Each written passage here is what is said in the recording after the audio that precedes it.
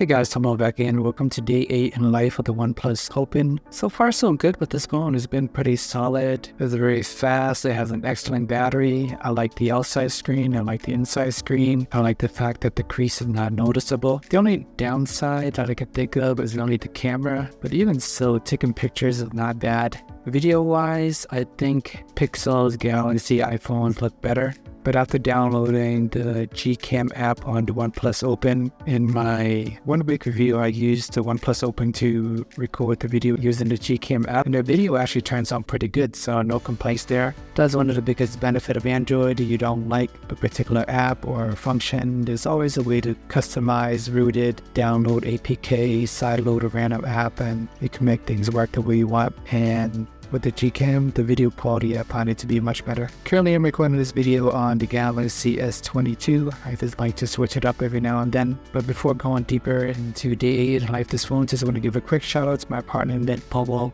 Currently, they offer a 5G plan for as low as $15 a month. You can get fast 5G data. You also get unlimited talk and text. And for limited time only, if you buy 3 months, you get 3 months free. So make sure to check them out, link in the description below. And some of the things that I really enjoy about using the OnePlus is just the face unlock. Actually works really well. They have the side fingerprint sensor, but I don't find that I need to use it a lot. I went into the option and set up the phone so that if I double tap on it, it would just unlock once it recognizes my face. That just makes it easier. Sometimes I'm holding the phone with my left hand, or if it's open up, I can just double tap on it and then just unlock. There's rarely ever a situation where I have to pick up my phone, slide all the way to the top in order to unlock the phone, which I find that I had to do on a lot of other foldables and even flipping phones. Every time I use those phones, I just find myself sliding my finger around in order to find the fingerprint scanner to unlock the phone. But with the OnePlus Open, everything works really fast, very smooth. Occasionally, you do need to use the sensor, especially if you're using banking app and things like that. But overall, it does a really good job of handling unlocking the phone. I mean, all the other Android phones, they have face unlock too, but for whatever reason, I find the OnePlus to be much faster.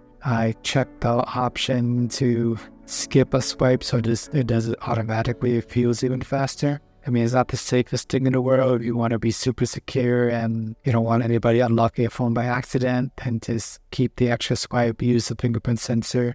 But the face unlock is definitely a convenience thing. I haven't even turned on smart lock at all either, and the face unlock already works well enough the majority of the time. And when the phone is folded up, it just feels like a regular phone. It does still feel a little bit on the heavy side. It's much lighter than the other foldables, but it's still heavy compared to my Galaxy S22, my Pixel 7a. Sometimes recording video of my kid, I feel like I might drop the phone on him if I don't hold it with 2 hands with my deft grip. So that is still one of the biggest downside of big folding phones. It's still a tad too heavy. But we'll see what Samsung and Pixel and all these other manufacturers do to make the phone lighter, just like Xiaomi. Looking forward to the innovation there. So this one is still lighter than the other foldables, but it's still heavy for a regular smartphone. And with the OnePlus Open, I haven't noticed any overheating issues or anything like that. Everything is fast, smooth. When I use Pixel phone, whether I'm gaming a lot or just using the GPS, I feel like the Pixel Fold still heat up or get hot. Even Galaxy phone tend to warm up here and there as well, but with the OnePlus Open, I haven't noticed it overheating at all. Whether I'm playing games, I'm driving with my GPS on for an hour or two, everything works really smooth. Haven't noticed any slowdown or anything like that either. And just playing games and can confidently switch between Pokemon trading card game and then go to a Snapchat or just texting.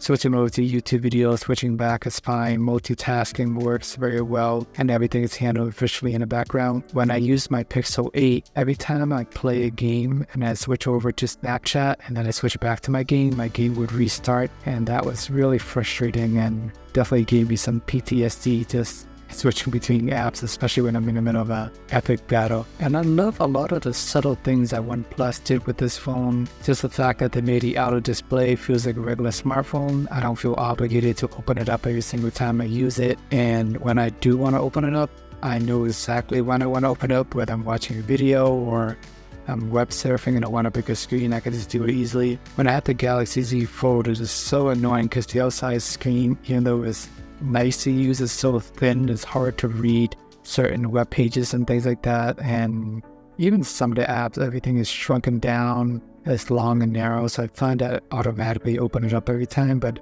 I don't always have two hands available. Sometimes it's easier just to use the phone with one hand, but OnePlus did a great job with the out of the screen. And I like the fact that they used a hole punch camera on the inside. It works better than the under display camera. There's no reason for Samsung to put the under display camera on their phones. I guess in theory it looks nicer, not that noticeable, but at the same time it is an inferior camera. I'd rather have the better camera. Even if it's just a little circle, my eyes will adapt, so it doesn't really bother me. There's already that giant crease in the middle, so that bothers me more than a hole punch camera. So I'd rather Samsung spend more effort smoothing out the crease like OnePlus did. OnePlus did an excellent job with the crease. I never think about the crease when I use the OnePlus Open. Compared to the Pixel Fold, the Galaxy Z Fold, I see the crease popping up all the time. It always catches my attention from different viewing angles. And on top of that, Samsung has a terrible under-display camera, so I almost never want to use it. Alrighty, so now that I finished rambling on about all these other random thoughts at OnePlus Open, just want to give a quick update on day 8 and like this phone. I'm just going to fast forward through this one. I don't want to be every video to be too redundant, me going into the details about every little thing that I do in my life. It's probably not necessary for the full review, but if you are curious about what I do in my normal everyday life, just feel free to check out my daily day in life video in my first 6 days. But do want to give you another battery update here, and it's still really good. So on day 8, I started my day at 7 a.m. This is a Monday morning for me. I'm going to work, doing my usual work from home stuff, and by the time I went to bed, 8:30 p.m. at night, we are fast forwarding super quick into the future. My phone is only at 63%. So a full day of work, doing random stuff, playing games here and there, YouTube, web surfing, and even doing all that, by the time I went to bed, still plenty of juice left. I just left it there, did not charge it overnight. The next morning, woke up at 6:43 a.m. We were looking at 37% battery as I began my day. Once again, still going about my life, eating breakfast, playing Pokemon trading card game whenever I have free time, taking picture of my kid. And by 10 a.m., we are at 8% battery. And according to the projection, it's going to last another hour. I do have to run into the city, so I want to charge up my phone before heading out for a long day in Boston. So let's say the phone will die at 11 a.m. So in total, we're getting 1 full day and another 4 hours on top. 4 hours of screen on time. So like I mentioned before, it is a work day for me. I'm not on my phone the whole day, but regardless, the idle time is really good. Just in general, I've been getting several days where I would go a full day with this phone and more. So once again, still the best Android battery life I have experienced so far, and really good stuff here with OnePlus. I am very impressed. Galaxy, Pixel, as much as I love Galaxy phones,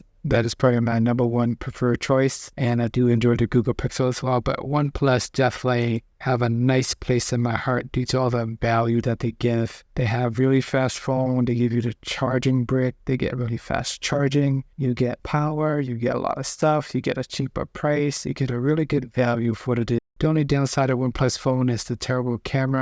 Even though it's not that bad, I wouldn't even say it's terrible. I would say if Samsung, Google, and all those is an A, I would give OnePlus a B or B minus just in terms of picture quality. And for video, the video actually kind of stink, but you can always just download the Gcam app, and I feel like it looks exactly just like the Pixel whenever I record video, so that's always an option. Alright guys, this wraps up day and life of this phone. Let me know if you have any thoughts, concerns, questions, anything else you want me to cover. Remember to like and subscribe. Please check out my 1 a week review if you haven't already. I appreciate the time as always, and see you guys in the next video.